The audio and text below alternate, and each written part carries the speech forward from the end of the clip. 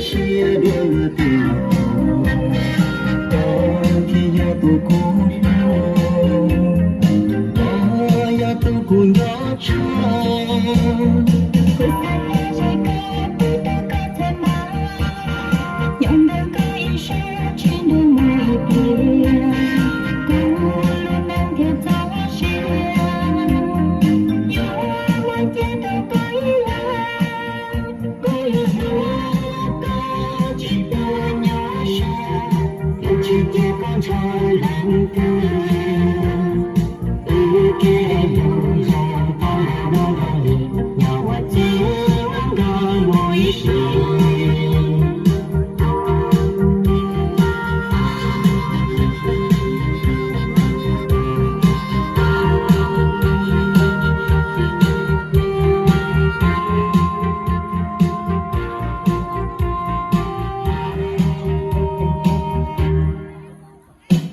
giờ kia cô tàu con gió qua tra có gì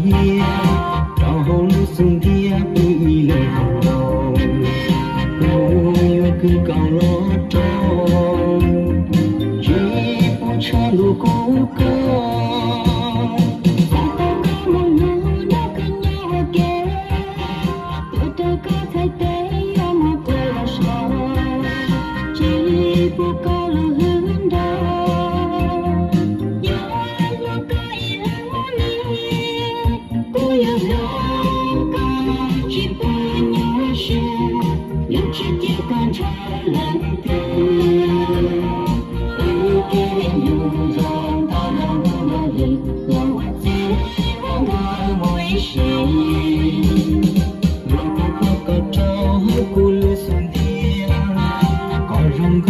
xia đưa lúa từ thiên ya tu cú ya tu cú nhỏ cha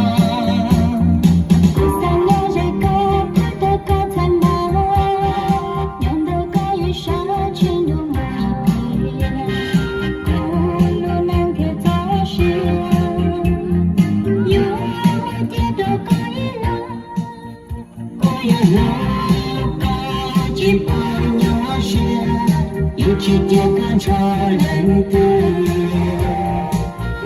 cái đường dòng ta đã muốn bao nhiêu nhau ở chỉ có mỗi sự chỉ bao nhiêu chuyện chỉ tiếc con cho lần